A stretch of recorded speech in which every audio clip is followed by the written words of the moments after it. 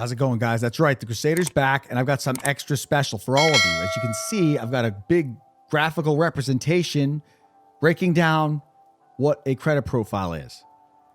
Now, before we get too far into this, I'm going to let you guys know this video is for entertainment/education purposes only. None of it is a call to action. It's just for fun and entertainment. So with that being said, let's get on with this. As you can see, I've got this all set up. We've got the credit bureaus, Equifax, Experian, TransUnion. We've got public records, LexisNexis, CoreLogic, Innovis, Check Systems, SageStream, Nectar. There are actually more data furnishers or data warehouses that house public records. I just put these 6 in because they're the main 6, but there are more.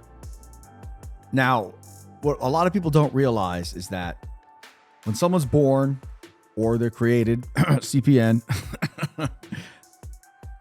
there are no files in any of these establishments with their information. So these people, these companies or entities, they don't know the person exists. How they learn about the person is, let's just say this person who has a name, a date of birth, social security number, address, phone number, email. They turn 18 and they finally try to apply for something like a credit card or something. Now, I'm just going to point out that it's very important that you look at the name, date of birth, social address, phone number, and email. These are all data points. This is what all these entities use to keep track of people. So when this person comes in and applies with this combination of data points, now listen, I said combination because there are people with the same name and date of birth. But there shouldn't be anybody with the same name, date of birth, social address, phone number, and email. So what ends up happening is they go and they apply at the bank.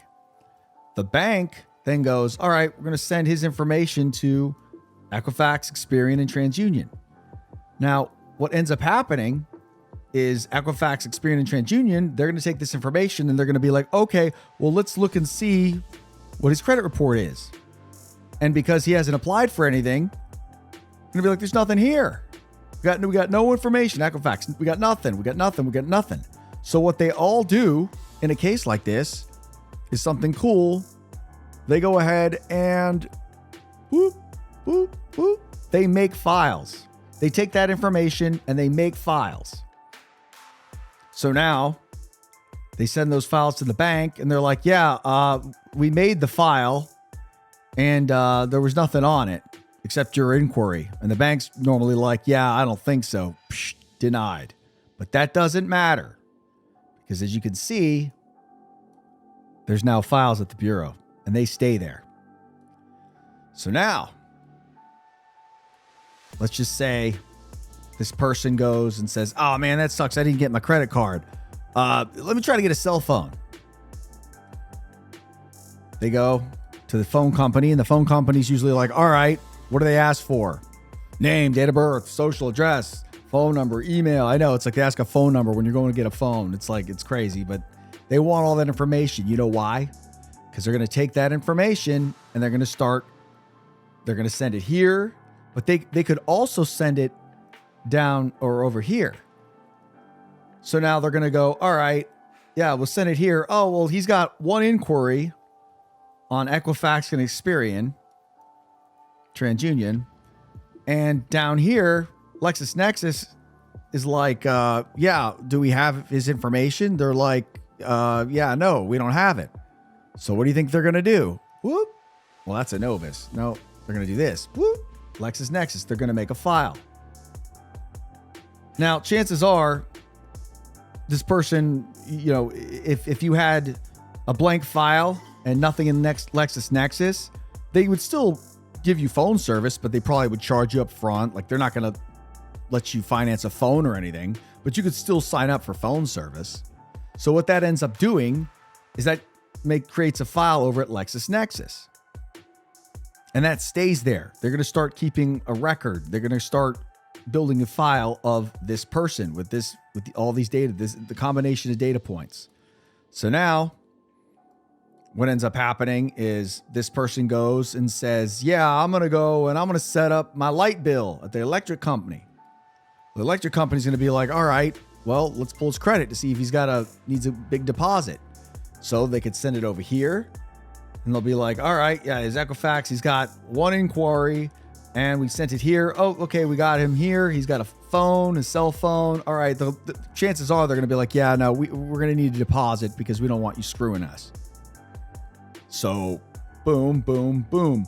But another thing that could happen is they could go down here and say, yeah, we're going to check his Sage Stream too. And if Sage Stream doesn't have anything, they're going to go, oh, we have this information. It looks like we got a new person because there's nothing there. So what do you think they're going to do? They're going to go boop and they're going to make a file. So even if you apply for all that stuff and even if you don't take it, they still send your information or they send your information to these places. So that's why applying for things is sometimes a good thing, even if you get denied. So now this person right here, he's starting to build his files at the bureaus and also with public records. So what he could do now is go, all right, I'm going to go back to the bank, a different bank, and say, hey, I want a credit card. But this time I'm going to go and before I apply, I'm going to add some trade lines on here.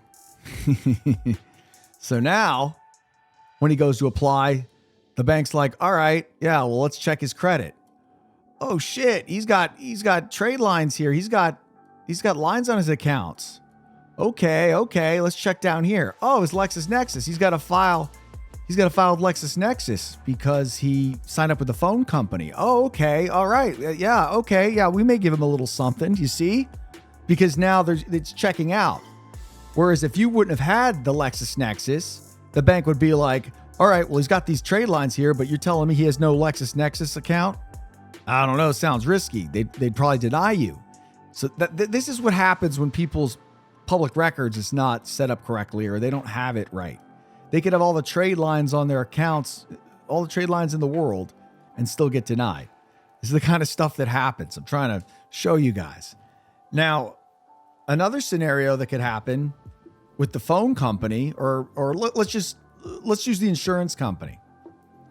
The insurance company, you go in and say, all right, I'd like to get renter's insurance because you want to rent an apartment and you want it insured. You send your information here. They're going to ask for this stuff. We want to know why they're going to ask for this, because they want to see if you've been made a bunch of claims with another insurance company, and they want to know whether or not it's a good idea to do business with you, because insurance companies love taking your premiums. They do not like paying out claims. So they're going to go in and say, all right, send it down here. Oh, let's go to, let's send it over here. Enovis. Let's go over here. Let's check to see if he's got an Enovis, his Enovis, to see if there's anything on there. Oh, there's nothing on there. Okay. Well, they'll be like, all right, well, yeah, he's got nothing on his Enovis, but that's all right. He hasn't made any claims. So, all right, we'll take a chance with him. That's the kind of stuff. This is how it goes. And so far and so forth. Like your apartment, you're going to go in and the apartment complex is going to be like, all right, give your name, date of birth, address, phone number, email, give the information. And they're going to go and send it over here and see what your credit. Let's see if his credit's okay. Oh, yep, it's good. It's got trade lines on it. Okay, well, if they just pulled from the Equifax, then they're going to go down here. Oh, yeah, LexisNexis. Yeah, he's got his phone with LexisNexis. All right. Oh, well, let's check over here. Oh, okay, Sage Stream. Yep, he's got the insurance. Oh, okay. Yay, all right. Yeah, let's approve him. That's all this stuff works. That's how you get the instant approvals. That's how stuff goes, clears right away. Now, the process of building these all out takes time.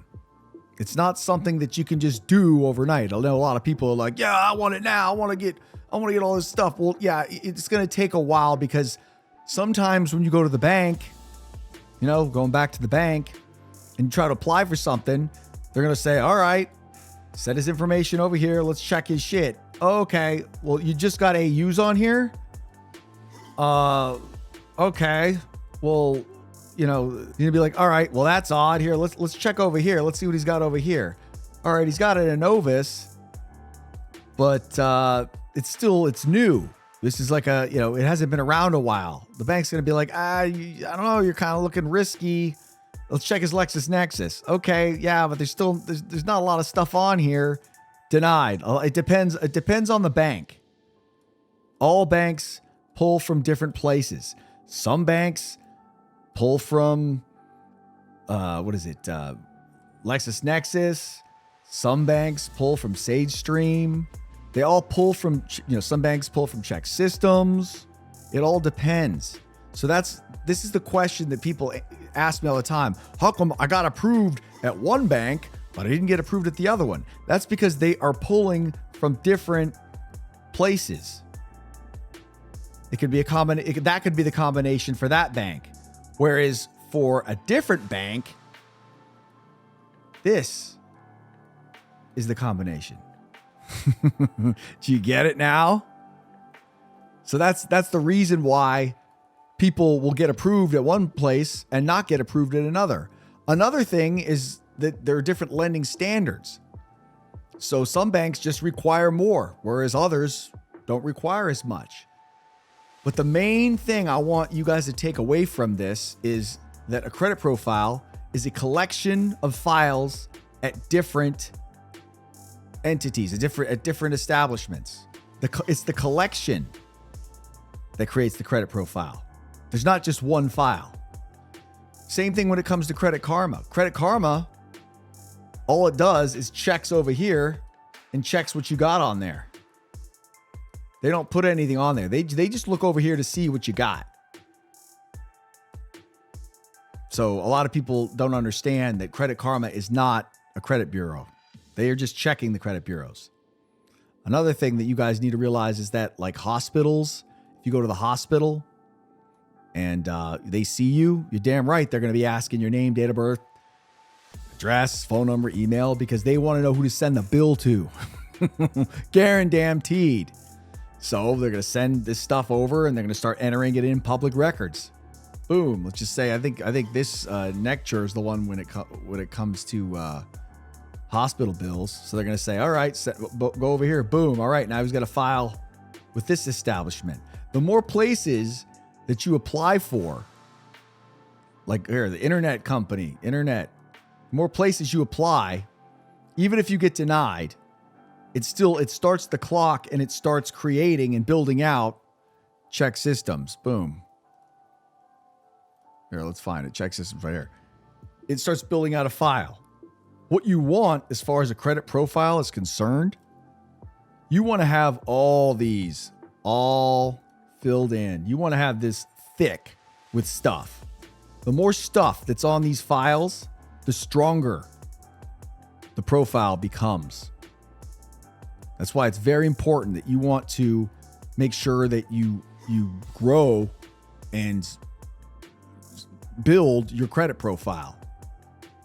Now, there's other things like if you get approved for a credit card at a bank, they're going to start submitting information to these third parties, of course, and will help build out your profile even more. It takes time for all this information to circulate. So you start getting files at all these different places.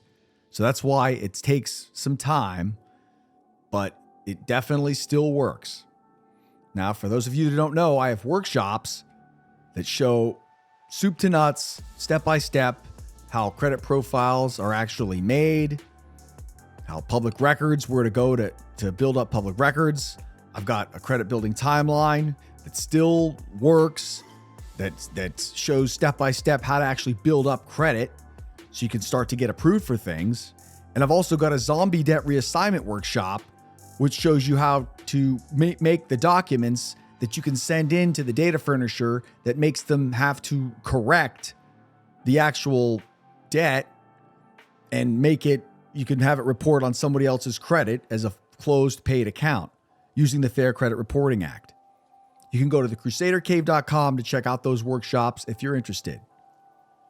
Well, I hope you guys liked my little demonstration. I hope it cleared up some questions that you guys may have had.